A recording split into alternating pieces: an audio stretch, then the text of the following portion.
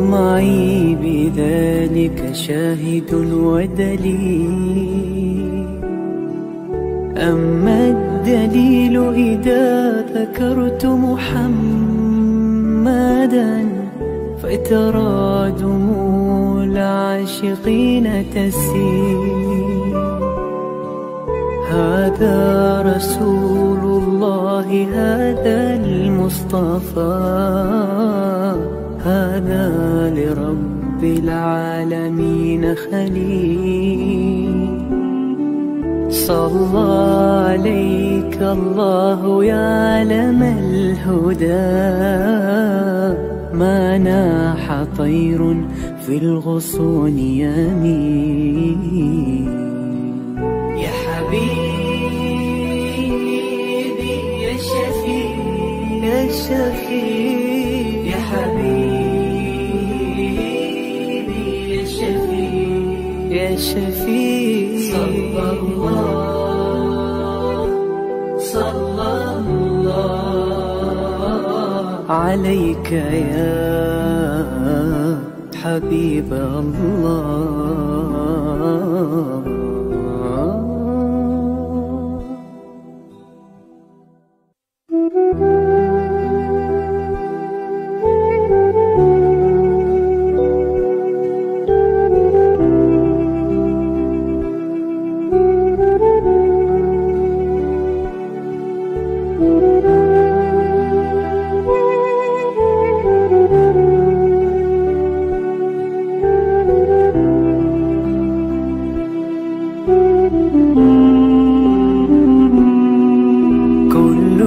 القلوب إلى الحبيب تميل، ومعي بذلك شاهد ودليل. أما الدليل إذا ذكرت محمدا فترى دموع العاشقين تسيل. هذا رسول الله، هذا المصطفى، هذا لرب العالمين خليل. صلى عليك الله يا علم الهدى، ما ناح طير في الغصون يمين. يا حبيبي يا شفيع يا شفيع، يا حبيبي يا شفيع يا شفيع. صلى الله عليك يا حبيب الله.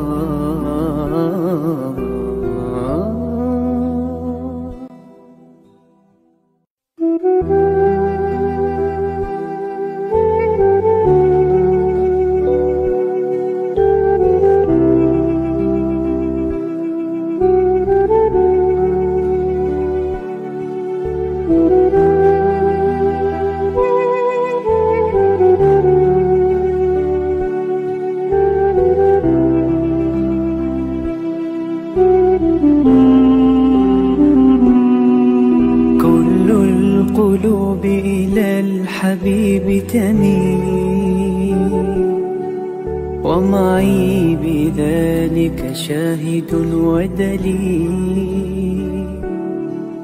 أما الدليل إذا ذكرت محمدا فترى دموع العاشقين تسيل.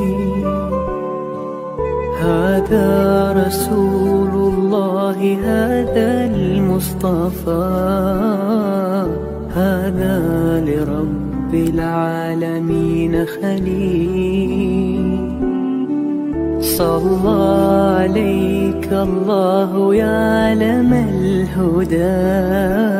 يا Tuan-tuan dan sahabat sedang mengusahakan pembinaan Komplek Anjung Sulul Khatimah yang dipaparkan dalam skrin sekarang ini. Yang kedua ialah tentang buku yang saya tulis, ada 3 serangkai buku yang boleh didapati sekarang. Dan yang ketiga ialah FMCC atau First Move Syarikat Center, iaitu sebuah taska yang mengambil pelajar-pelajar atau anak-anak dari umur 2 bulan sampai 4 tahun. Yang ketiga ialah Telegram, di mana saya minta teman-teman para penonton menghimpunkan seluruh tenaga yang ada, pemikiran yang ada untuk kita mendaulatkan Islam, insya-Allah. Tuan-tuan, seluruhnya ini kalaupun ada imbuhannya, semuanya kita masukkan dalam tabung Anjung Sulul Khatimah. Minta tuan-tuan dan puan menderma, minta tuan-tuan menginfak, minta tuan-tuan melakukan apa saja bagi kita merealisasikan program Komplek Anjung Sulul Khatimah. Assalamualaikum warahmatullahi wabarakatuh. Alhamdulillah nahmaduhu wa nasta'inuhu wa nastaghfiruh wa na'udzu billahi min syururi anfusina wa min sayyiati a'malina. Man yahdihillahu fala mudilla lahu wa man yudlilhu fala hadiya lahu. Asyhadu an la ilaha illallah wa asyhadu anna Muhammadan abduhu wa rasuluh. Allahumma shalli wa sallim ala sayyidina Muhammad wa ala alihi wa sahbihi wa dhurriyyati ajma'in. Subhanaka la ilma lana illa ma 'allamtana innaka antal alimul hakim. ولا حول ولا قوة إلا بالله العلي العظيم. قال رب اشرح لي صدري ويسر لي أمري واحلل عقدة من لساني يفقهوا قولي. أما بعد. Para penonton yang berhati sekalian, alhamdulillah, bersyukur kita kepada Allah Subhanahu wa taala. Alhamdulillah kita bersama-sama dapat bersiaran lagi, tuan-tuan dan puan.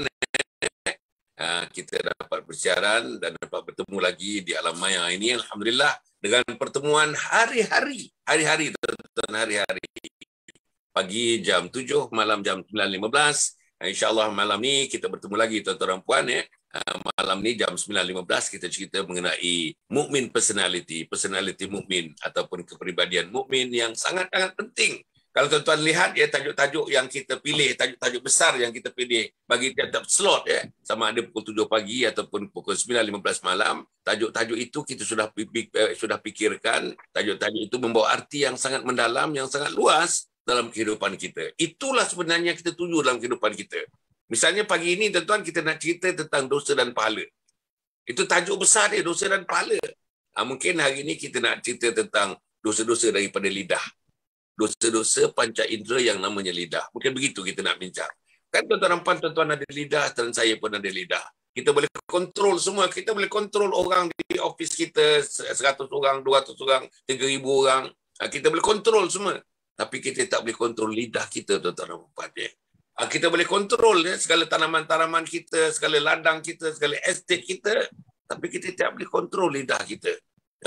Kita boleh kontrol, tuan-tuan dan puan.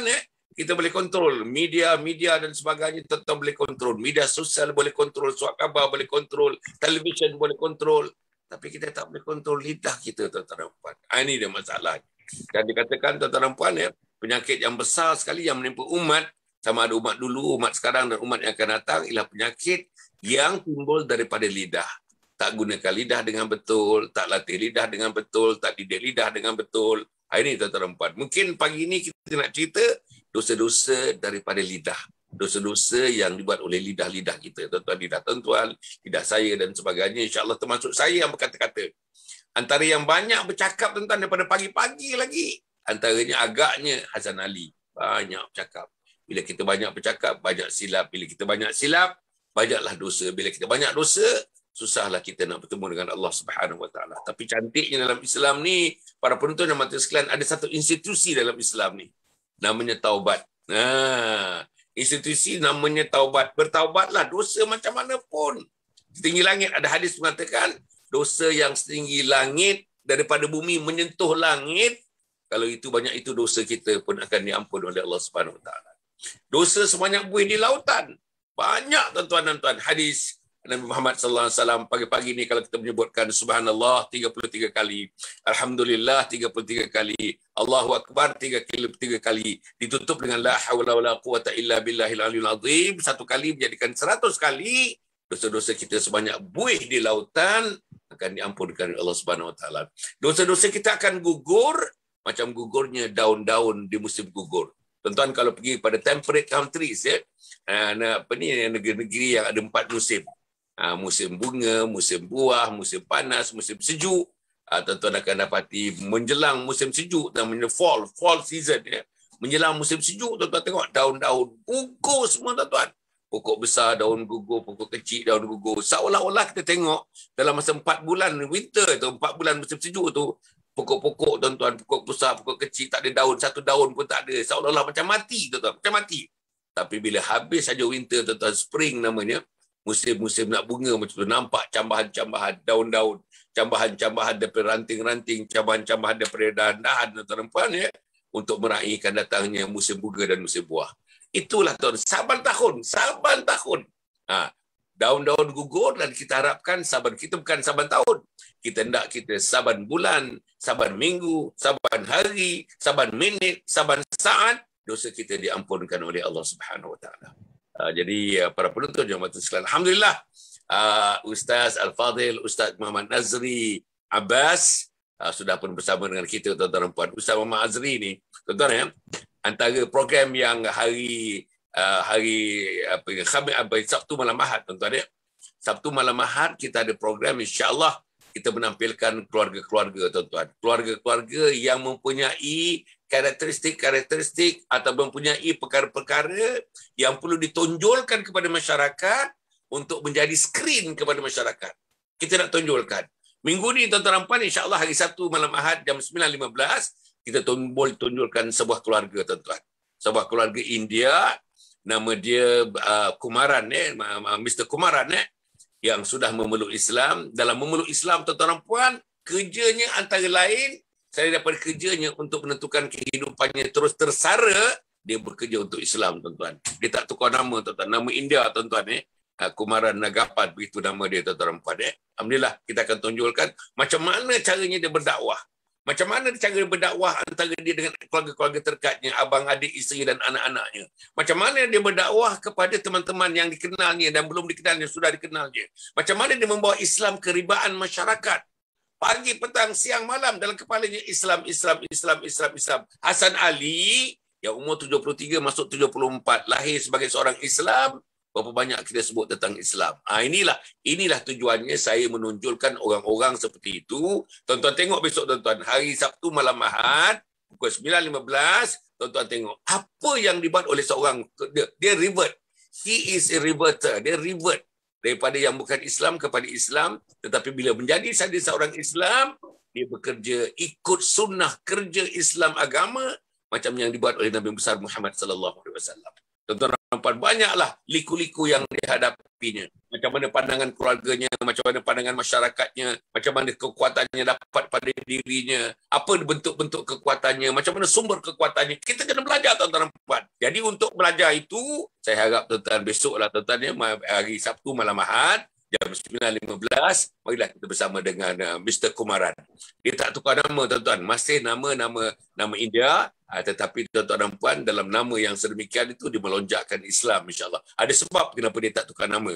Dia tak tukar nama seperti Abdul Rahim, Abdul Rahman, Ayub, Muhammad, dia tak tukar begitu tuan-tuan dan puan. Okey. Yang sudah satu lagi tuan-tuan dan puan, petang ni saya nak announce ini penting ni.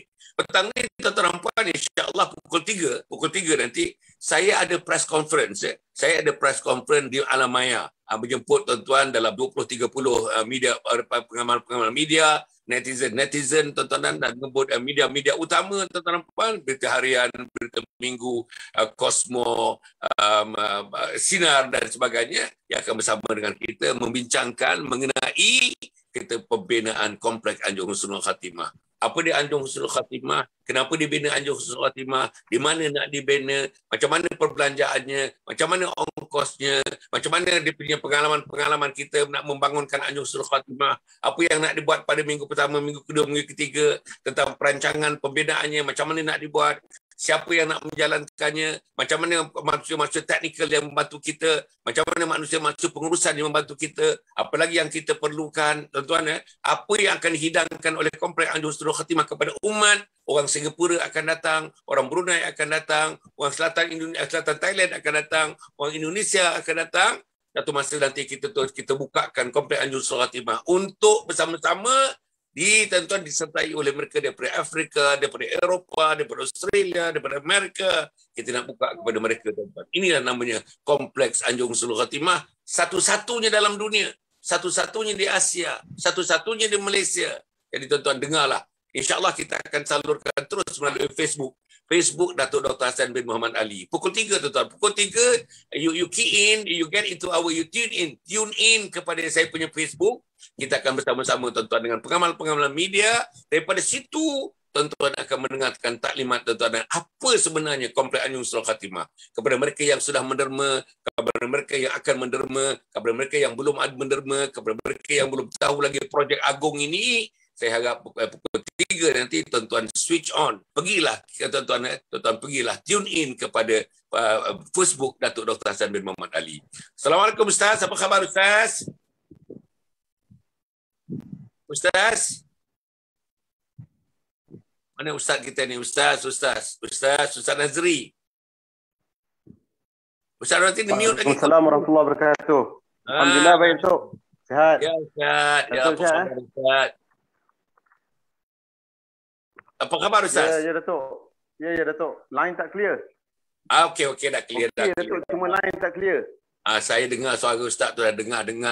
Para penonton semua dengar, tuan-tuan dengar suara yang merdu, suara yang serak-serak basah, suara yang kalau menyanyi orang terduduklah dengan nyanyian Ustaz, nasyid-nasyid bersama isteri, bersama anak-anak. Tuan-tuan nampak ini satu keluarga tuan-tuan, satu keluarga yang mengamal Islam daripada pagi sampai tengah hari, petang dan malam. Pada masa yang sama tuan-tuan, mereka berhibur tuan-tuan. Berhibur dengan lagu-lagu ada unsur Rabbaniyah, unsur-unsur ketuhanan tuan-tuan. Mereka nyanyikan, kenasyidkan. Isteri bernasyid, dia bernasyid, anak-anak pun bernasyid dengan satu riang ria. Bukan riang ria kerana kita nafsu riang ria, tapi riang ria kerana iman tuan-tuan. Riang ria kerana takwa kita kepada Allah Subhanahu Wa Taala. Inilah hebatnya tuan-tuan. Riang ria macam mana tuan-tuan? Macam mana muzik tuan-tuan dan puan, insya-Allah menyuburkan iman dan takwa kepada Allah Subhanahu Wa Taala. Ustaz, sebelum kita bermula ni, macam mana Ustaz pengalaman Ustaz? Saya tengok, saya kagumlah. Isteri boleh bernasyid bersama, suami boleh bernasyid bersama, anak-anak boleh bernasyid bersama. Macam mana Ustaz? Apa fungsinya nasyid-nasyid dalam keluarga yang Ustaz buat? Lagu-lagu yang Ustaz cipta, lirik-liriknya tuan-tuan dan puan.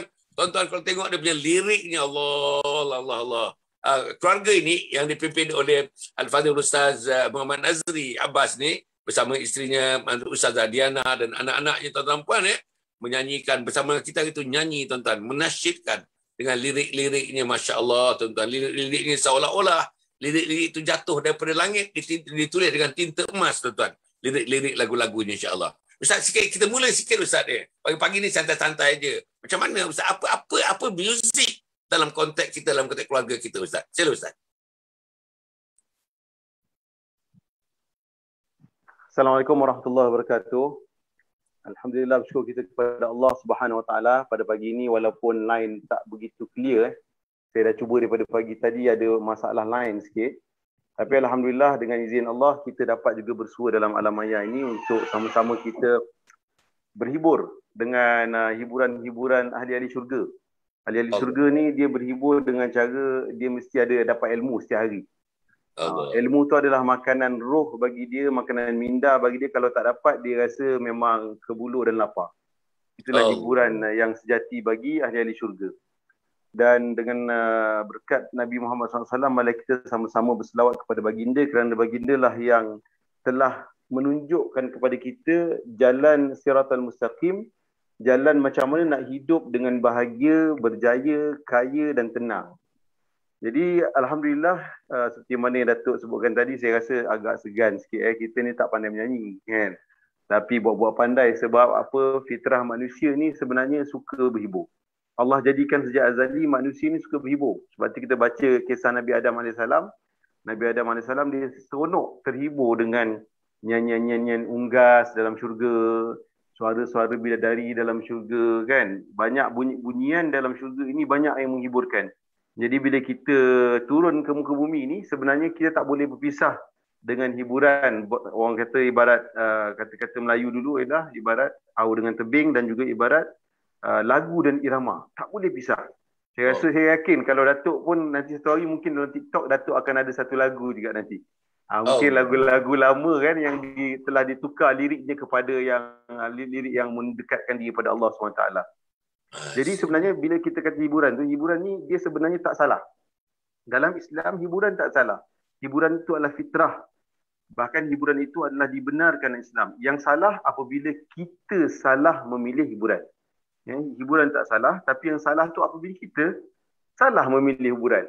Hiburan yang menjauhkan kita dengan Tuhan, hiburan yang melalaikan, hiburan yang tak menambahkan iman dan kasih sayang, dan hiburan yang tidak menambahkan pengetahuan. Jadi itu akan membuatkan kita makin jauh dengan Tuhan dan hidup kita akan jadi huru-hara. Sebab tu kita hari ni tengok orang berhibur, dia kadang-kadang tak cukup dengan mendengar saja hiburan kat telinga, dia akan tambah makan pil ekstasi. Nak bagi lalok lagi. Kan dia goyang lagi bagi tak tahu dia masuk ke alam mana kan. Tapi hiburan bagi orang-orang yang beriman ni ialah hiburan-hiburan yang mesti ada unsur pendidikan. Hiburan yang mesti ada kata-kata baik-baik yang mendekatkan diri dia pada pencipta dia. Jadi sebab tu daripada awal kami orang kata memanglah kita suka juga lagu-lagu yang lain tu kan masa kita muda-muda dulu. Tapi bila kita dah ada keluarga ni, kita kena ikut perintah Tuhan yang Tuhan kata ku anfusakum wa ahlikum nar. Jadi kita tahu bahawa hiburan hari ini adalah salah satu medium terbaik untuk pihak-pihak musuh menggelincirkan kita daripada landasan siratal mustaqim. Jadi daripada awal mak ayah ni dia kena tahu bahawa dia kena lupakan. Kalau minat pada Hindustan dia kena lupakan. Kalau minat kepada Hollywood dia kena lupakan. Mungkin boleh lagu Hindustan tu ditukar kepada lirik yang baik. Tapi maksudnya untuk anak-anak ni dia dah siapkan. Okey, hiburan dia pertama sekali mesti ada unsur-unsur ketuhanan. Yang kedua mesti memuji-muji Nabi. Jadi kita fokuskan itu. Sebab kata ulama, kalau katalah macam saya kat rumah, kita selalu ajak anak-anak kita berselawat ataupun qasidah. Jadi orang tanya apa peranan hiburan daripada qasidah dan selawat ni. Dia umpama gula. Gula ni kalau misalnya dia tak dikacau ataupun kita makan madu lah tak dikacau, air yang kita masukkan gula atau madu tadi takkan terasa manisnya gula atau madu tadi. Jadi yang pengacaunya itu adalah hiburan yang kita sebutkan tadi. Hiburan yang membawa pada Tuhan, yang mengingatkan pada Rasulullah tadi. Bila dia dikacau dengan kacauan yang sempurna, maka kita akan merasai kemanisan, kelazatan, mengingati Tuhan dan mengingat pada Rasulullah SAW.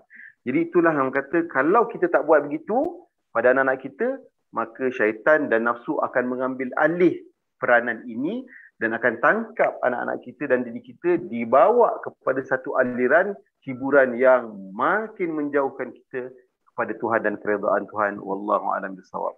Masya Allah, tuan-tuan.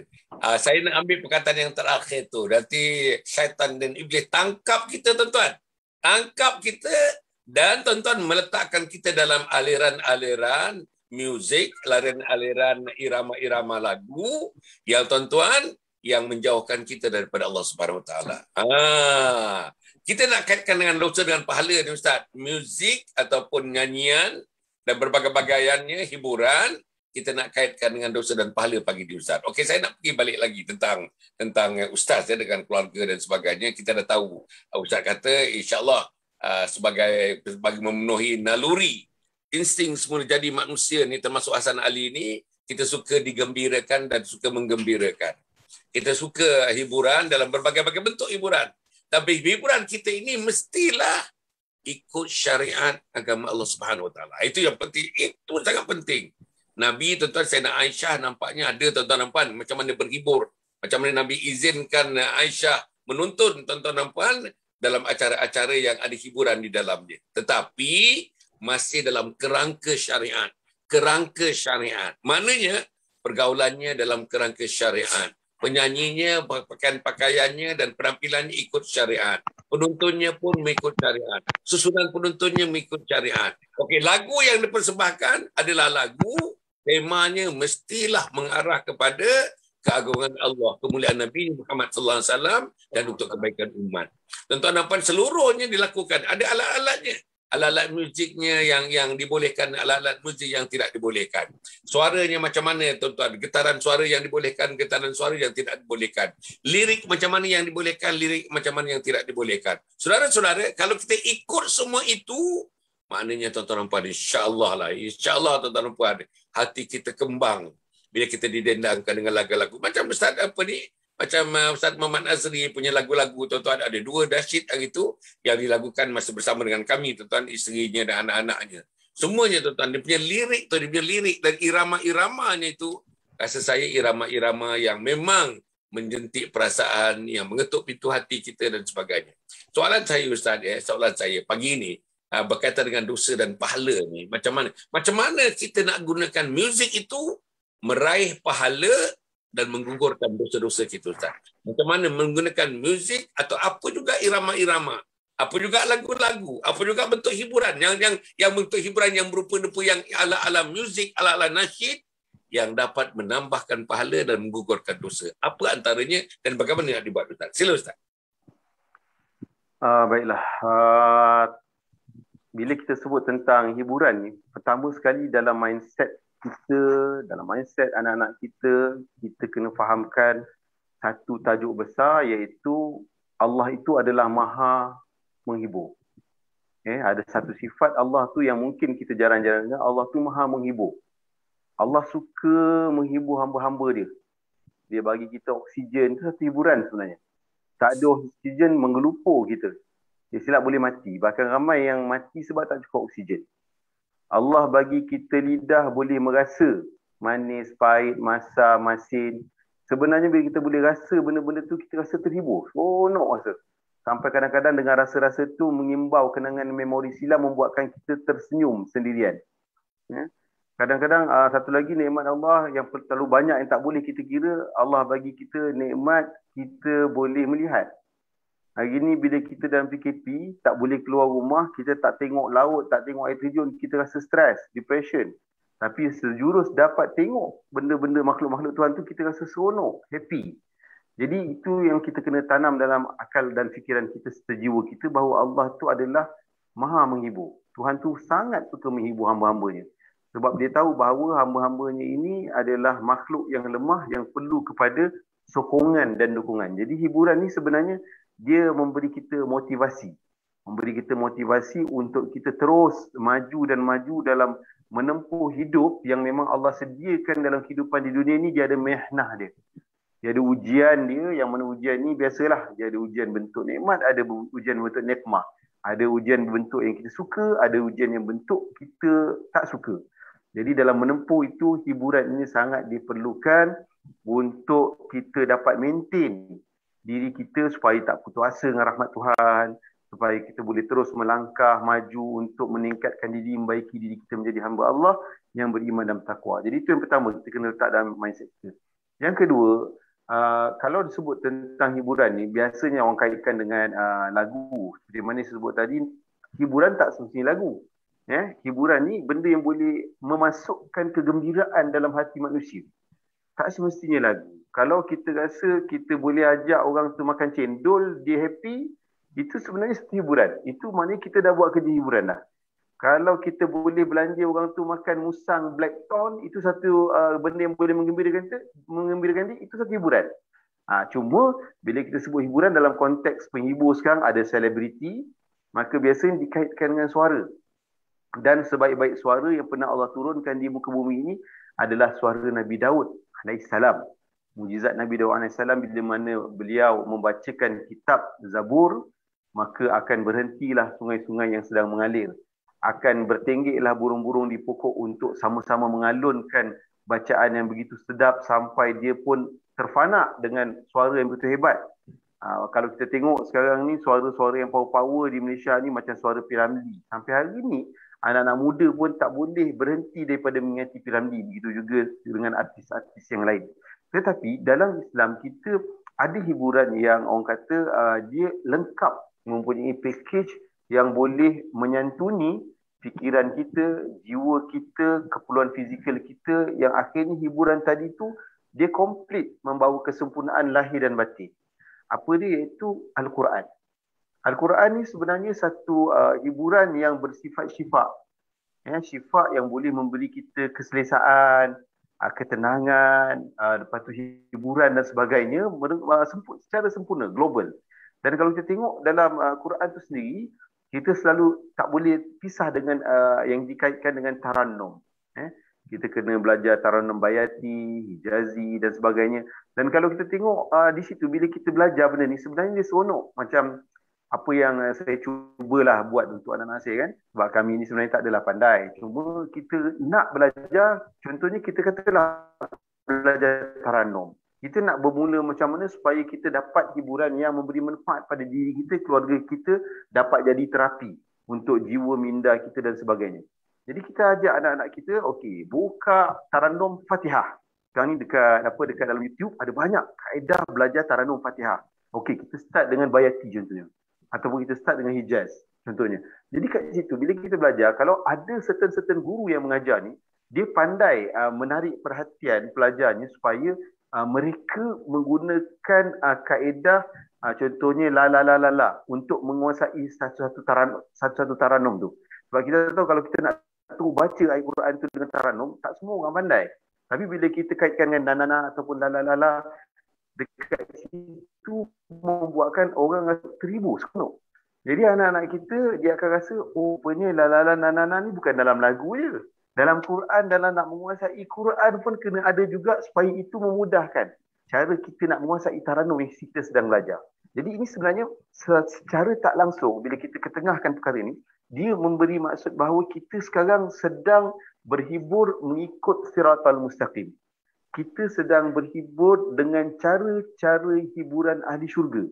Kita sedang membawa diri kita dan anak-anak kita berhibur dengan cara hiburan yang boleh memberi kesan yang positif. Sebab hiburan ni dia ada dua. Satu dia akan jadi penawar, satu dia akan jadi racun. Satu dia jadi syifa, satu lagi dia jadi alam, penyakit. Jadi mana satu? Kita boleh pilih. Kalau hiburan tadi, hiburan yang membawa kita kepada Tuhan, dia akan bagi penyembuhan. Dia ada kuasa aura penyembuhan luar biasa untuk menyembuhkan segala penyakit lahir dan batin kita. Contohnya Quran. Kalau kita rasa baca Quran secara murattal tak cukup, kita belajar secara tarannum untuk kita dapatkan kesan. Sebab setiap bunyi dengung, bunyi panjang pendek, ketebalan huruf, nipis huruf tadi, lagu-lagu yang dialunkan tadi, bila dia masuk meresap dalam diri kita, dalam minda kita, dalam kita punya molekul-molekul yang ada dalam badan kita, dia sebenarnya merawat kita, menjadikan kita lebih bertenaga, menjadikan kita lebih bersemangat, menjadikan kita lebih ada hala tuju dan ada wawasan. Jadi ini sebenarnya berbeza dengan hiburan yang satu lagi, yang berbentuk racun tadi. Makin diambil, makin rosak. Makin diambil, makin tak tentu arah. Makin diambil, makin kita nampak sifat kemanusiaan bertukar kepada sifat kebinatangan dan kehaiwanan. Jadi akhirnya, ramai orang yang ramai, sebab kita kata ramai itu Allah kata, wa qalilun min ibadiyah syakur. Tak ramai orang yang ambil hiburan cara yang Allah nak dan Rasul nak.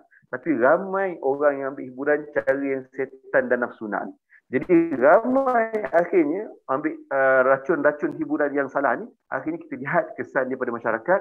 Orang tu punya hidup. Kadang-kadang kalau kita perasan suara orang yang dihibur cara racun ni, dia punya suara dia agak pelik sikit. Mungkin saya rasa Datuk perasan. Kalau kita sembang dengan anak muda kita yang dah mula tinggal solat, duduk tepi-tepi jalan sampai tengah-tengah maghrib malam tak reti nak balik. Kan balik hanya makan saja.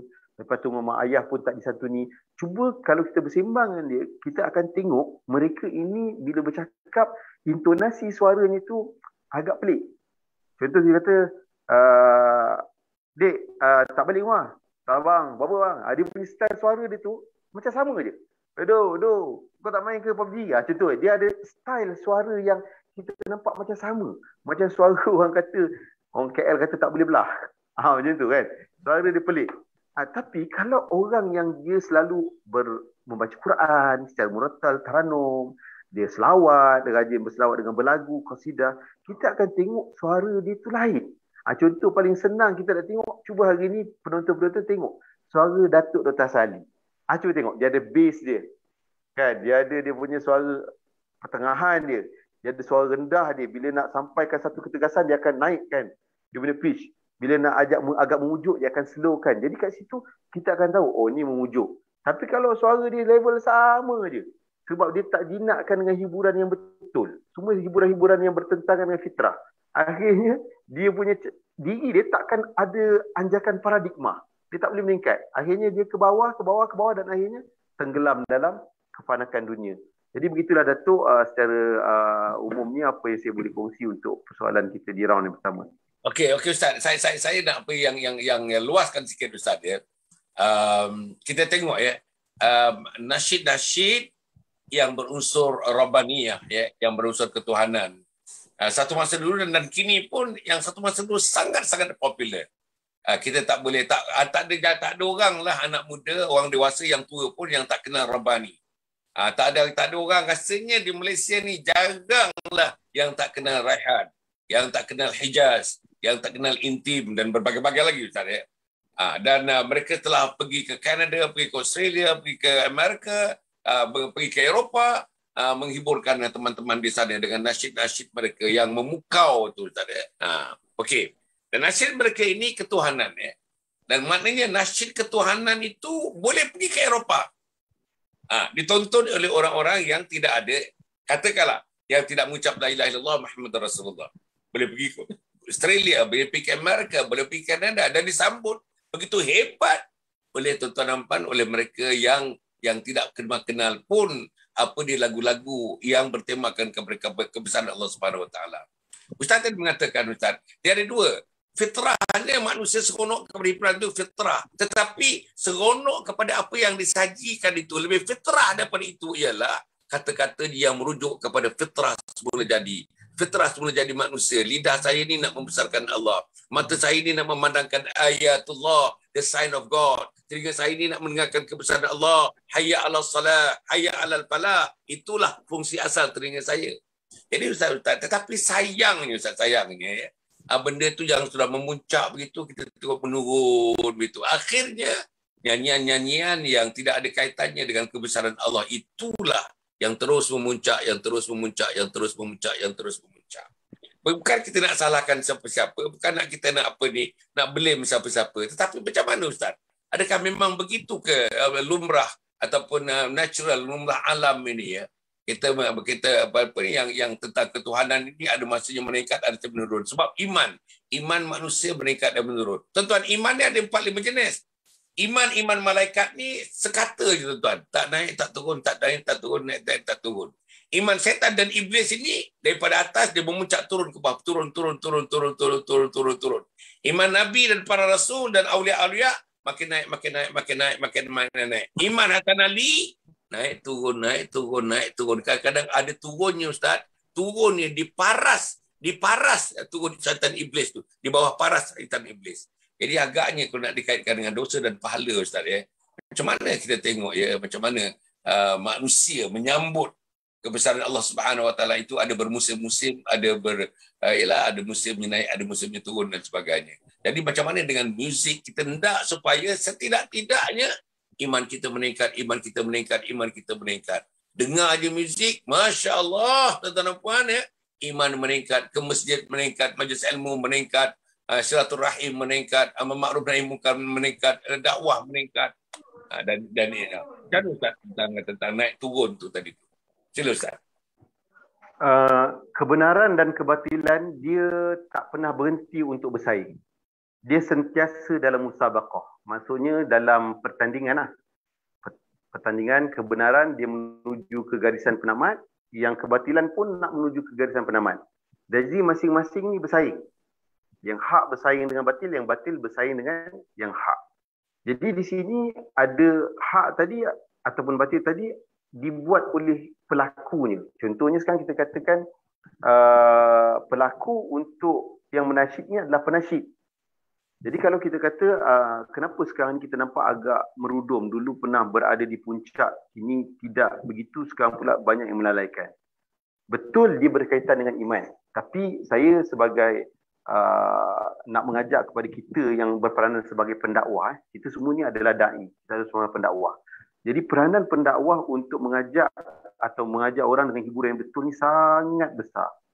Perlu kita ingat ada satu kisah dalam sebuah hadis di mana Rasulullah SAW menyebutkan bahawa Allah memanggil ahli Al-Quran. Yang kemudian secara ringkasnya diceritakan bahawa ahli Al-Quran tadi ditanya oleh Allah kepada mereka, apa yang kamu buat? di dunia. Jadi disebut kami adalah ahli Al-Quran, kami baca dengan begitu begini, kami ajak orang untuk memartabatkan Quran dan sebagainya. Lantas Allah membentak mereka dengan satu bentakan yang menghinakan. Allah kata tidak, kamu sebenarnya pendusta. Kamu pendusta, penipu. Sebenarnya kamu tak buat begitu. Kamu buat Quran itu, kamu jadikan alat untuk kamu cari duit. Kamu cari publicity. Kamu cari popularity dan glamour. Jadi sekarang malaikat heret dia masuk ke dalam neraka Allah dan aku hina mereka. Jadi ada beberapa golongan yang Allah bawa heret mereka dengan malaikat zabannya untuk dicampakkan ke neraka, yang pada pandangan mata lahir kita masa di dunia, ini adalah amal soleh.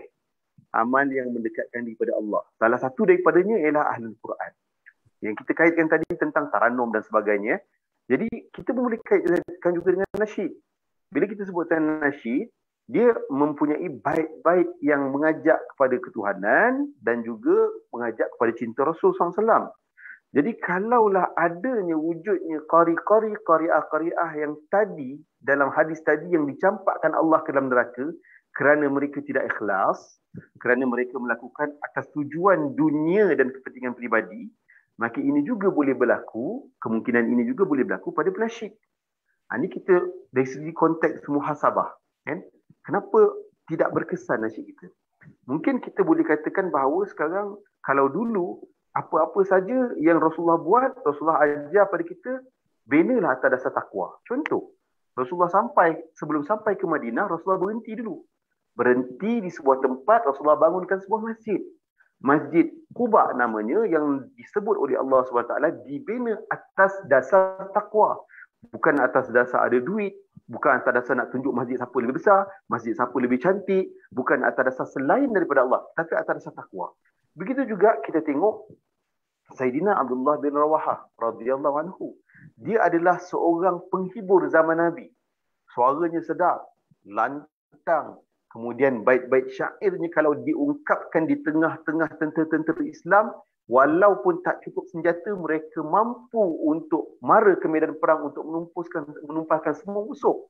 Kerana kehebatan hiburan yang disampaikan oleh Sayyidina Abdullah bin Rawahah ini adalah bertunjangkan atas dasar takwa. Begitu juga kita tengok dengan Sayyidina Hasan bin Thabit. Bagaimana dia menghiburkan para sahabat sehingga Nabi mengiktiraf bahawa dengan sajak syair yang dilontarkan itu mampu membangkitkan iman sahabat dan mampu untuk menjatuhkan moral ataupun menjatuhkan credibility seorang musuh. Sehingga musuh rasa macam down, depressed, kan? Sehingga dia boleh diserang dengan ketakutan yang sangat luar biasa akibat daripada kehebatan Sayyidina Hasan bin Thabit dalam melontarkan syairnya atas dasar takwa tadi. Jadi begitu juga kalau kita tengok kenapa kita tidak dapat kesan yang baik dalam kita melakukan dakwah. Ini mungkin sebab kita katakan tidak ada lain. Tidak ada takwa dalam diri kita. Kita buat tu ada sebab-sebab yang lain. Mungkin sebab wallahualam ini kita cerita bukan penasyid-penasyid kita di Malaysia, tapi ini saya lebih merujuk kepada apa yang kita pernah belajar dengan guru-guru kita. Bila mana kita nak duit contohnya, bila mana kita masuk tu sebab kita nakkan nama kita dikenali orang, orang suka dengan kita, banyak followers dan sebagainya. Mungkin dengan sebab itu kita boleh jadi YouTuber terkenal, kat situ mendatangkan income. Jadi perkara-perkara selain Allah itu boleh mengundang kepada riak, ujub dan takabur. Apabila tiga serangkai penyakit ni bergelumang dalam hati dan sanubari manusia, maka terbuktilah bahawa dia layak untuk mendapat tiket VVIP ke neraka. Jadi kita tak nak cerita pasal neraka tu, tapi kita nak cerita kesannya nanti dia akan memberi kepada orang yang mendengar. Sebagai contoh, ada satu ketika satu penghibur ni, dia ni perempuan. Jadi dia menyampaikan satu hiburan yang dia ni mengajak orang kepada ketuhanan Rabbani. Jadi dia ni berhijrah untuk daripada hiburan yang melalaikan kepada hiburan Rabbani. Jadi kemudian dia pun bila dia buat begitu, satu ketika waktu dia pentas, ada penonton musyahidin yang memberi bunga kepada dia. Bila dia terima bunga di atas pentas tu, kemudian dia balik, dia berjumpa dengan guru dia yang banyak mentarbiah dia untuk dia berhijrah kepada jalan benar. Dia tanya, wahai guru, apa maksud aku sampaikan baik-baik nasyid ni kepada orang? Tiba-tiba orang bagi aku bunga. Yang bagi itu lelaki, apa maksud dia kata? Jadi dia kata, guru dia bagi tahu bahawa ini bermakna bahawa hatimu ketika kamu menyampaikan kebenaran masih berbunga-bunga dengan bunga-bunga dunia. Jadi kamu pun mendapat impak bahawa orang-orang yang suka pada kamu tadi, dia bagi bunga pada kamu. Jadi maksudnya ini tarbiyah daripada sang guru tadi bahawa kamu betulkan dulu hati kamu. Mungkin ada sekelumit ataupun sebesar atom dalam hati kamu ni, kamu nakkan orang puji kamu dengan suara kamu yang hebat tadi. Jadi Allah bagi hint, isyarat melalui tindakan peminat tadi, bagi bunga pada dia. Lelaki pula tu. Jadi itu sebagai contoh. Kemudian kita tengok, kalau dulu-dulu, saya pernah tengok masa saya kecil-kecil dulu, saya pernah tengok Nada Murni. Saya rasa Datuk pun kenal Nada Murni. Sangat hebat. Kalau kita tengok dalam Facebook, Datuk Dr. Zulkifli Al-Bakri, dia ada cerita tentang kenangan silam dia tentang Ustaz Dini Juri. Ni Ustaz Dini Juri ni suara dia sangat famous. Sangat terkenal, menggegarkan hati-hati pemuda-pemuda zaman dulu untuk bertaubat. Apa dia punya wording dia? Sakarat. Sakaratul maut. Memang sangat dahsyat. Sangat menggetarkan. Dia bukan menyanyi, tapi lantunan suara dia tu menggetarkan jiwa-jiwa orang yang nak buat maksiat. Ustaz Dini Juri masih lagi hidup lagi. Jadi Datuk Zulkifli Al-Bakri dia menceritakan memori silam bersama dengan Nada Murni. Saya pernah tengok show Nada Murni ni masa dekat Universiti Malaya. Jadi bila saya ni, masa kita muda-muda dulu, sukalah menerjah masuk ke belakang pentas sebab kita minat nasyid. Jadi bila pergi ke belakang tu, kita tengok abang-abang yang nak bernasyid ni, sebelum nasyid, dia orang kumpul ramai-ramai. Saya tengok masa tu diketuai oleh almarhum Ustaz Asri bin Ibrahim. Sekarang dia jadi ketua Rabani lah sekarang ni kan. Dah meninggal. Dulu ketua Nada Murni. Jadi masa tu dikumpulkan semua penasyid-penasyid, sebelum keluar, sebelum dijemput oleh pengurusi majlis, dia cerita dia buat muhasabah. Dia kata cubalah kita ingat kita ni Allah bagi amanah sebagai pendakwah. Tapi dalam masa yang sama dosa kita banyak ni. Kalau kita tampil ke depan pentas ni nanti, sedangkan kita tak taubat, kita ni munafik. Dia cakap, kita ni munafik. Seakan-akan kita tipu penonton-penonton ni bahawa kita ajak dia buat benda baik, padahal kita sendiri tak buat benda tu. Jadi marilah kita sama-sama muhasabah, kita rasakan betul-betul kita berdosa, kita tak layak, kita ni sebenarnya hanyalah alat daripada Allah untuk kita baiki diri, dan nasihat-nasihat kita ni bukan untuk mereka, untuk kita. Dia buat satu motivasi dulu kepada penasyid-penasyid ni sebelum tampil ke pentas. Saya tak tahu ini berlaku tak di zaman sekarang, pada penasyid-penasyid sekarang, pada penghibur, pendakwa-pendakwa sekarang, wallahualam. Kemudian pula dia ada doa. Doa tu minta Allah buka hati-hati orang ni dengan futuhat. Bukan dengan sebab dosa mereka, tapi dengan sebab berkat Rasulullah SAW. Kalau kita berdakwah dengan sebab kehebatan kita bercakap, dengan kemerduan suara kita, nescaya Allah tak turunkan hidayah dan taufik pada hati manusia. Tapi sebab apa? Sebab dosa kita banyak. Dia menjadi hijab untuk nur turun pada hati manusia. Tapi kalau dengan sebab keberkatan, kekasih-kasih Allah ni, boleh jadi Allah turunkan hidayah dan taufik pada mereka. Jadi saya rasa Datuk, begitulah sebenarnya kaitan kenapa kita katakan kurang kesannya, sebab balik pada diri kita lah. Kalau kita sebagai pendakwah, kita tak boleh tuding kesalahan pada mad'u. Mad'u ni bagi kita dia macam orang kata customer. Customer is always right. Kita sebagai penjual, kita kena muhasabah diri kita, apa silap kita. Fakta kita ke, cara penyampaian kita ke, psikologi pendidikan kita ke. Tapi lebih baik kita buat macam Nabi, muhasabah dosa kita yang menghijab hidayah dan taufik sampai kepada orang tu. Sebab kita tak bertakwa. Bila kita tekan tak bertakwa ni, insya-Allah Allah akan sampaikan kita kepada takwa, macam mana Syekh Abdul Qadir Al-Jilani. Bila naik ke atas pentas, belum lagi cerita apa-apa ni. Belum lagi sampaikan ceramah apa. Cerita pasal kucing ni. Sebut pasal kucing. Dah menangis-nangis orang. Macam mana boleh orang menangis baru sebut 1-2 patah perkataan.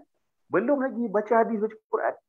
Inilah dikatakan kuasa takwa yang akan menyebabkan muhadirin, musyahidin, dia terkesan dengan penyampaian dakwah yang disampaikan. Wallahu a'lam bishawab. Allahu akbar. Masya-Allah, tuan-tuan, para penonton yang hormati sekalian.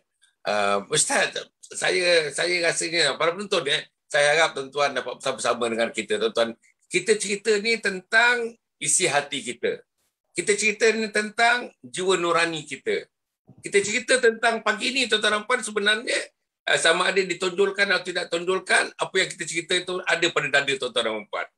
Ada pada hati kecil tuan-tuan dan puan. Hanya agaknya kita tidak ada ruang, kita tidak ada channel nak menonjolkannya. Tapi apa yang Ustaz sebutkan itu tuan-tuan dan puan, akhirnya kita nak muzik ataupun hiburan yang ada kaitannya dengan Rabbani, kebesaran Allah Subhanahu Wa Taala. Itu memang. Dan saya nak kaitkan begini Ustaz yang akhir lah kita ulas sikit tentang almarhumah Siti Sarah yang kita tengok ya. Macam almarhum Ustaz Asri memang daripada awal dididik, dibesarkan, juga dia bergelumang dalam kehidupan manusia yang memang pagi, petang, siang dan malam ingat kepada Allah, dan nasyidnya pun memanglah ingat kepada Allah. Tapi kalau kita tengok almarhumah Siti Sarah dia tidak begitu ya. Dia hidup dalam dunia artis, dalam dunia dunia hiburan, dunia yang Ustaz sebutkan tadilah, dunia yang dunia hiburan yang macam mana orang berhibur tuan-tuan dan puan yang di pentas perdana kita tengok dia adalah merupakan artis-artis yang terkemuka, yang andal. Tetapi pada masa yang sama Ustaz, macam mana dia melalui satu proses akhirnya daripada seorang yang artis menampilkan apa ni kata orang, dia punya bait-bait lagunya itu yang berunsur kepada keduniaan begitu. Tetapi akhirnya entah macam mana tuan-tuan, inilah hidayah. Dia sudah melakukan lagu-lagu yang ada kaitannya dengan hidayah Allah Subhanahu Wa Taala. Dan kalau tuan-tuan, bukan saja lagunya, tetapi dirinya itu, karakternya itu terus berubah kepada orang yang suka bersedekah, orang yang suka bersembahyang, orang yang suka bertahajud, orang yang menutup aurat, orang yang tidak mempaparkan tubuh badan seksi macam penyanyi-penyanyi yang lain dan sebagainya. Tuan-tuan, kita nampak genuinenya dia. Hingga semua manusia sampai sekarang ni saya rasa manusia berdoa menyebutkan nama Siti Sarah. Satu dunia tuan-tuan, BBC menyebut dalam broadcastingnya, atau British Broadcasting Corporation, BBC, menyebutkan juga nama Siti Sarah dan sebagainya. Sampai sekarang tuan-tuan masih lagi Siti Sarah. Bukan Siti Sarah kerana naik atas pentas melakukan lagu yang biasa dilakukan oleh artis-artis tuan-tuan, tetapi dia melakukan kebesaran Allah dan hidupnya mencerminkan insan-insan yang disayangi, dikasihi oleh Allah Subhanahu Wa Taala. Berbeza dengan Ustaz Asri, almarhum, dan teman-teman Rabbani, teman-teman daripada Raihan dan sebagainya. Macam mana Ustaz tengok macam mana ini mungkin faktor hidayah dan sebagainya, dan terdapat kepada insan-insan pilihan seperti ini. Macam mana Ustaz akhirnya? Komen sikit Ustaz. Itulah yang dikatakan rahsia Allah. Sirrun min asrarillah. Rahsia dalam rahsia-rahsia Allah yang sekian banyaknya. Jadi sebenarnya soal hidayah dan taufik ni bukan urusan kita.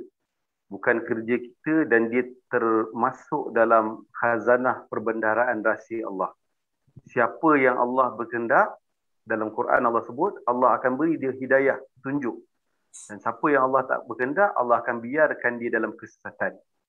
Jadi sebab itu kita diajar oleh semua guru-guru kita sejak zaman Rasulullah SAW lagi, bahawa sebagai seorang mukmin ini, dia kena ada sifat man salimal muslimun min lisani wa yadi. Kita kena selalu menyebutkan benda-benda yang baik pada saudara-saudara kita. Kita doakan dia dan kita kata benda yang baik pada dia. Jadi dengan sebab doa-doa ni tadi, dia akan jadi sebab juga seorang tu selamat. Kalau kita tengok tentang Siti Sarah tadi, saya rasa banyak faktor lah yang mungkin Allah pilih dia. Salah satu daripadanya, faktor beliau tu sebenarnya ada keberkatan pada nama Siti Sarah. Sarah tu kan nama isteri kepada Nabi Ibrahim AS. Sebab saya rasa saya pernah cerita tentang kisah bagaimana asar satu sahabat diceritakan bagaimana cara Allah menyelamatkan seorang hambanya yang sedang diseret masuk ke neraka. Dalam satu kisah yang saya pendekkan, cerita tu Allah tanya kepada malaikat, Allah bagi tahu pada malaikat Jibril, kau tanya kepada hamba aku yang sedang diseret ni untuk masuk ke neraka ni, cuba cek nama dia atau nama bapa dia, keturunan dia ada tak nama ala-ala orang soleh. Sekarang ni orang suka nama-nama arti-arti barat. Tengok nama Siti Sarah tu memang dekat dengan nama orang yang Allah sayang, iaitu isteri Nabi Ibrahim yang kedua. Kalau mengikut satu riwayat mengatakan itu ada isteri yang kedua. Jadi maknanya ada nama tu. Mungkin berkat tu berkat doa Nabi Ibrahim. Nabi Ibrahim doa pada Sayyidatina Sarah. Akhirnya nama tu pun terkait sekali. Itu pentingnya nama ni dalam kita memberi kepada anak-anak kita. Yang kedua, sebab kita nampak ada sesuatu rahsia yang dia buat yang kita tak tahu. Yang kita tak tahu. Mungkin kalau tanya pada Abang Syuib, kita pun dia mungkin tak tahu. Ada sesuatu yang dirahsiakan. Sebab orang-orang yang dia nak menuju kepada makam ikhlas ni, dia akan buat sesuatu amal ibadah yang mendekatkan diri kepada Allah dengan cara rahsia. Dia tak cerita. Kita tengok macam contoh Sayyidina Ali karamallahu wajhah. Kita tengok macam cerita Sayyidina Umar bin Al-Khattab. Waktu dia pergi ronda-ronda tengok rakyat dia yang sedang dalam kesusahan. Dia boleh dengar cakap perempuan yang sedang masak batu tu, yang mana perempuan yang masak batu tu masa tu menyatakan rasa tak puas hatinya pada Amirul Mukminin. Masa dia dengar tu, pembantu dia dah mula gerak. Tapi apa Sayyidina Umar buat? Dia tahan. Jangan bagi tahu yang aku adalah Sayyidina Umar. Tunggu kita balik dulu, kita selesaikan masalah perempuan ni. Nanti biar dia tahu dengan sendiri. Jadi ini adalah ikhlas. Mana-mana orang yang dia tahu bahawa rahsia amalan seorang hanya diangkat apabila sampai kepada ikhlas, dia akan usahakan amalan ini dengan cara sok-sok. Kita tak tahu.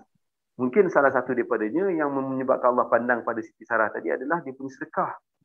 Ini sedekah dia. Saya tertarik dengan cerita macam mana Siti Sarah ni, dia sangat-sangat menekankan soal memberi duit kepada mak ayah Syuib. Kalau kita tengok itu adalah mertua dia. Jaranglah orang kata biasa menantu dengan mertua ni nak ngam. Dalam masyarakat kita ni boleh tahan juga, susah nak ngam. Tapi yang ni dia tak. Dia boleh tanya, ada berapa duit abang? Ini yang cerita pun rumah saya kan.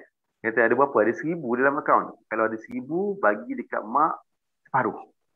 Bukan senang menantu dia nak suggest pada suami dia, bagi pada mak dia separuh daripada apa yang dia ada. Susah. Maknanya itu adalah seorang ataupun ciri-ciri wanita salihah yang hati dia sudah mula Allah masukkan keikhlasan dalam amal ibadah dia. Dan satu lagi mungkin juga kita tak tahu. Mungkin Siti Sarah juga adalah copy paste kepada kisah Niki Ardilla. Biasa mungkin semua orang tahu zaman search tengah meletup dulu dengan lagu apa? Dengan lagu Bulan Madu di Awan Pelangi kan. Masa tu tengah meletup fenomena lagu yang dikaryakan oleh Dato' M. Nasir. So masa lagu tu tengah meletup, Amy Search dibawa sebagai pelakon di Indonesia berganding dengan seorang artis yang namanya Niki Ardilla. Dia meninggal dunia aksiden dalam waktu usia yang sangat muda. Masa tu khabarnya dia belum lagi berkahwin, meninggal dunia. Dia artis yang masa tu memang sedang naik, meletup. Sangat orang suka. Mana-mana produser akan cari dia untuk jadi artis. Jadi dia waktu dia meninggal, ada orang bermimpi jumpa dia diberi layanan yang luar biasa. Sehingga orang terkejut. Dan akhirnya bila orang merujuk kepada ulama' yang ada di situ, akhirnya dapatlah jawapan bahawa rupa-rupanya Niki Ardilla ni sebelum masa dia jadi artis, dia telah pun berguru dengan seorang guru yang namanya adalah almarhum Abah Guru Sekumpul ataupun Syekh Muhammad Zaini bin Abdul Ghani. Beliau adalah seorang ulama besar di Indonesia dan juga seorang wali Allah. Yang mana kita banyak baca dalam riwayat-riwayat, kisah-kisah di kalangan para ulama menceritakan bahawa apabila adanya hubungan seorang anak murid dengan seorang guru yang boleh membawa dia, boleh mengirsyad dia, membawa, memimpin dia kepada Allah, maka dia akan mendapat kebaikan daripada bersuhbah dengan guru tadi. Bergurukan dengan guru mursyid tadi. Dan akhirnya rupa-rupanya ramai yang bersetuju bahawa dia dapat husnul khatimah dengan sebab berkat guru dia tadi, Abah Guru Sekumpul. Jadi mungkin ini juga berlaku pada Siti Sarah. Jadi sebab tu kalau kita nak tengok, Allah ni dia bukan macam manusia. Manusia ni kerja dia suka menghukum. Ni jahat, ni masuk neraka, ni tak boleh ni, memang tak ada masa depan, tak ada masa yang cerah. Kita suka menghukum orang. Tapi Allah tidak begitu. Allah ni penuh dengan sifat Ar-Rahman Ar-Rahim. Sebab tu ulama ada ajar kita baca doa ni. 4 doa ni jangan tinggalkan baca selepas salat subuh. Simple. Mana-mana para wali Allah yang Allah naikkan darjat di kemakaman tinggi, dia takkan tinggal 4 rakaat doa ni. Apa dia? Allahumma ghfir li ummati Sayyidina Muhammad. Allahumma arham ummata Sayyidina Muhammad. Allahumma astur ummata Sayyidina Muhammad. Allahumma jbur ummata Sayyidina Muhammad sallallahu alaihi wasallam. Jadi 4 doa ni sebenarnya kita sedang belajar daripada Rasulullah SAW bagaimana nak jadi rahmatan lil alamin macam Rasulullah. Rasulullah doakan, ya Allah, ampunkanlah semua dosa-dosa umat Muhammad. Pagi-pagi kita dah fikirkan dosa-dosa kita dan dosa-dosa umat Muhammad. Minta Allah ampunkan dosa kita dan dosa umat Muhammad. Ini adalah satu manusia yang berjiwa besar yang Allah akan selamatkan. Yang kedua, ya Allah, bagilah kerahmatan dan tutuplah dia punya keaiban-keaiban dia, dan juga tunaikanlah segala keperluan dan hajatnya. Kita minta tiap-tiap hari kepada Allah Subhanahu Wa Taala untuk bagi kepada diri kita dan umat Muhammad. Ini salah satu doa yang diajar oleh para ulama bagaimana kita nak dekat dengan Allah. Dan kita tak tahu, mungkin juga doa-doa ini dibaca oleh Siti Sarah dalam keadaan kita tidak dihebohkan dalam media. Jadi banyak sebab, dan guru kami mengajarkan bahawa kalau kita nak tahu ada beberapa faktor seorang tu boleh dapat husnul khatimah dan seorang tu boleh selamat hidup di akhirat. Pertama adalah faktor takwa. Yang kedua, faktor barakah doa. Yang ketiga, faktor keturunan. Jadi kalau kita tengok, yang keempat adalah faktor amalan. Ada 4 faktor. Kalau kita tengok dalam 4 faktor ni, ada ramai orang yang selamat sebab amal soleh. Betul, tak dinafikan. Ada ramai orang juga yang selamat sebab faktor doa. Orang-orang yang ada di keliling dia atau mak bapak dia atau keturunan dia. Betul. Alhamdulillah, doa ulama-ulama mata dia. Ada orang selamat husnul khatimah sebab faktor keturunan dia. Rupanya keturunan dia wali-wali, ulama-ulama, pejuang-pejuang, pendakwah-pendakwah, orang-orang syahid zaman dulu. Tapi ada orang dia selamat sebab takwa. Dalam 4 kategori manusia ni, yang betul-betul confirm dia boleh selamat secara sempurna adalah yang keempat tadi. Yang selamat atas dasar takwa. Jadi walaupun kita boleh beramal soleh, walaupun ada orang ramai yang mendoakan kita, walaupun keturunan kita baik, tapi kalau kita tak usahakan takwa, barangkali kita boleh dapat husnul khatimah, dan kebarangkalian juga kita boleh dapat su'ul khatimah. Jadi kena ingat, perkataan takwa tadi sangat-sangat dititikberatkan, dan kita doakan moga-moga Siti Sarah juga dapat husnul khatimah dengan sebab takwa, keturunan yang baik, doa-doa yang baik, dan amalan-amalan ikhlas yang kita tidak ketahui. Wallahu a'lam bishawab. Alhamdulillah. Tuan-tuan, ya, pagi ini tuan-tuan kita bercerita tentang dosa dan pahala dalam konteks asalnya kita muzik, asalnya kita berhibur, dan kita tuan-tuan telah menunjukkan beberapa personaliti. Antaranya tuan-tuan, kita timbulkan semula nama Siti Sarah misalnya. Mudah-mudahan tuan-tuan Allah selamatkan dia damai di alam barzakh. Kerana apa usaha yang dibuatnya tuan-tuan dan puan, insya-Allah apa personaliti yang ditunjulkannya, apa cita-cita yang keluar daripada mulutnya, apa nasihat-nasihatnya kepada teman-teman seartis dengannya tuan-tuan dan puan, insya-Allah. Inilah dia tuan-tuan dan puan, kalau yang baik itu tuan-tuan dan puan, yang baik itu memang dah jadi lumrah, dah rasa jadi juga sudah jadi satu benda-benda yang ada dalam diri manusia. Kita akan sebut kebaikan. Sepatah kita sebut. Satu dunia menyebut. Satu Malaysia menyebut. Tuan-tuan, macam mana tuan-tuan rohnya diangkat oleh Allah Subhanahu Wa Taala. Inilah tuan-tuan kesannya. Saya harap tuan-tuan dan saya pun tuan-tuan dengan apa juga yang kita lakukan, yang bekerja di pejabat, yang bekerja di kilang, jadikanlah kerja-kerja kita. Kalau yang kerja di kilang buat perabot misalnya, jadikanlah bunyi-bunyi kita mengetam papan itu. Bunyi-bunyi yang akan menghidupkan kita dengan bunyi-bunyi kebesaran Allah yang tuan-tuan yang diletakkan nanti kita dengar bunyi-bunyian itu di alam barzakh nanti tuan-tuan, insya-Allah. Inilah tuan-tuan yang dapat kita buat, insya-Allah. Tuan-tuan, saya nak bagi tahu lagi yang pertama, pukul 3 nanti tuan-tuan, pukul 3 saya dengan konsultan namanya Saudara Azani, tuan-tuan, konsultan bersama-sama dengan teman-teman akan mengadakan press conference, tuan-tuan, persidangan media untuk kita membincangkan, memanggil tuan-tuan netizen, memanggil surat khabar arus perdana, tuan-tuan dan puan, pukul 3 tepat, saya akan menguraikan tuan-tuan apa dia sebenarnya komplek Anjung Husnul Khatimah. Ada tuan-tuan telah berderma 100,000, ada tuan-tuan yang akan berderma, sudah disebutkan 500,000 tuan-tuan. Seorang individu nak derma RM500,000 tuan-tuan dan puan. Sudah tentulah dalam kepalanya ada sesuatu. Dalam tindak lakunya ada sesuatu untuk mendermakan sebanyak itu. RM500,000. Dia sudah menderma tahun lepas 100,000. Nak tambah lagi 500,000 tuan-tuan dan puan. Jadi sudah tentulah tuan-tuan dan puan. Boleh manusia, boleh sains cek begitu saja. Sudah tentu dalam kepala. Kalau kita baca peta mindanya, kita dapat baca peta minda manusia-manusia macam ni. Dia profesional. Dia seorang engineer tuan-tuan dan puan. Tapi macam mana engineernya? Tentang engineer membina jambatan, dia engineer. Membina bangunan dia engineer, tetapi engineering iman, the imanic engineering pun tuan-tuan dan puan terus bersemayam di hatinya. Inilah tuan-tuan yang kita nak. Jadi tuan-tuan dan puan pukul 3 nanti. Pukul 3 jangan lupa tuan-tuan pergi kepada Facebook Datuk Dr. Hassan bin Muhammad Ali. InsyaAllah saya berusaha untuk ditayangkan terus melalui Facebook tuan-tuan dan puan, insyaAllah dapat tonton, dapat tuan-tuan rakamkan, sebarkan kepada anak-anak, sebarkan kepada teman-teman dan sebagainya. Jam pukul 3 petang ni insyaAllah press conference ataupun sidang media Yayasan Sabha dengan netizen, dengan ahli-ahli suat khabar, tuan-tuan dengan jurnalis tuan-tuan dan puan yang telah kita jemput untuk bersama-sama dalam sidang media tersebut. Okey tuan-tuan dan puan ya, di akhirnya paparkan more kita punya media-media, berbagai-bagai media sosial tuan-tuan dan puan ya.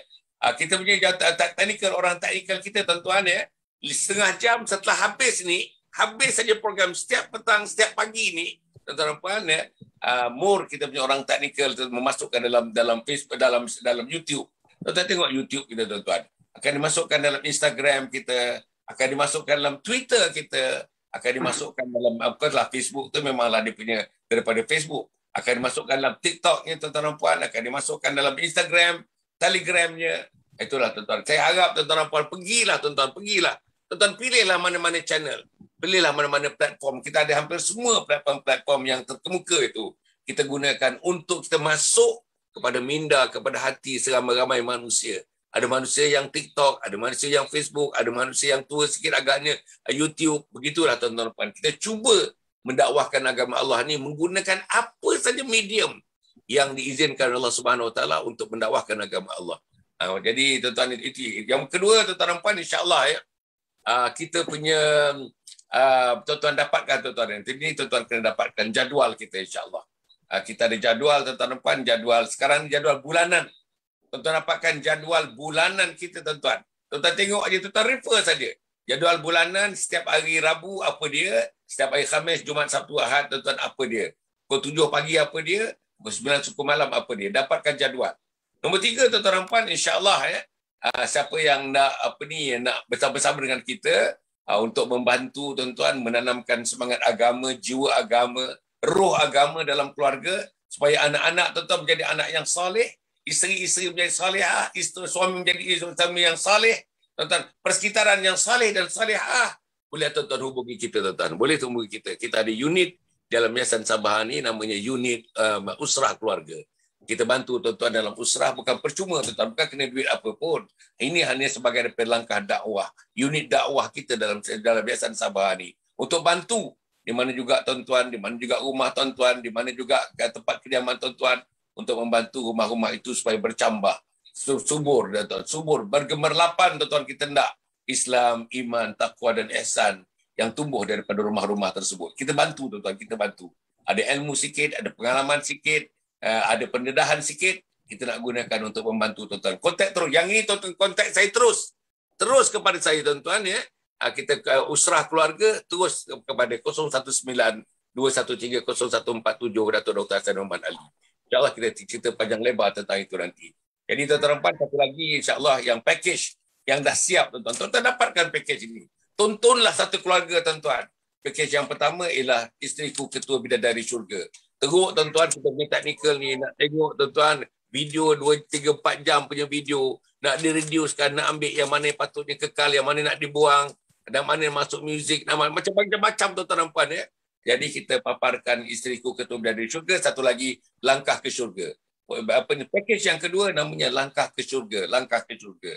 Dapatkanlah tuan-tuan, dapatkanlah, tontonlah. Minta anak-anak, appeal kepada anak-anak, tontonlah wahai anakku sayang. Tengoklah wahai anakku sayang. Spend some time wahai anakku sayang. Ini dia tuan-tuan, supaya dapat timbul sikit kata orang ruang kesedaran, keinsafan kepada anak-anak, kepada ahli keluarga kita insya-Allah. Jadi tuan-tuan yang berikutnya saya harap ya, kita punya webinar yang ketiga tuan-tuan. Webinar yang pertama sudah berlalu, webinar yang kedua sudah pun berlalu minggu lepas, dan webinar yang ketiga pada 9 hari bulan Oktober. Webinar yang ketiga ni tajuknya Khidmati Ayah Bonda Hingga Akhir Hayat. Khidmati Ayah Bonda Hingga Akhir Hayat, khidmati ayah bonda hingga akhir hayat. So, free, percuma tuan-tuan. Tuan-tuan kita nakkan 500 orang saja, tuan-tuan daftar sekarang tuan-tuan. Daftar sekarang insya-Allah. percuma. Webinar yang ketiga pada 9 hari bulan Oktober tahun 2021 ini insya-Allah. Jadi cukup setakat itu tuan-tuan dan puan. Saya harap kita dapat berjumpa lagi.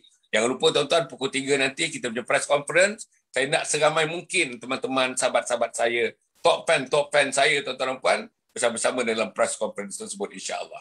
Kemudian pada masa yang sama tuan-tuan doakan insya-Allah kita sihat, doakan kita selamat.